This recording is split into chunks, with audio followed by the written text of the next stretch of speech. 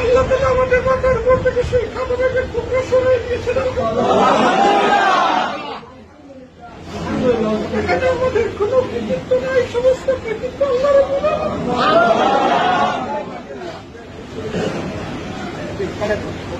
আজ সকাল পর্যন্ত গভীর অনিশ্চয়তা আমাদের মধ্যে তুলা খাচ্ছে।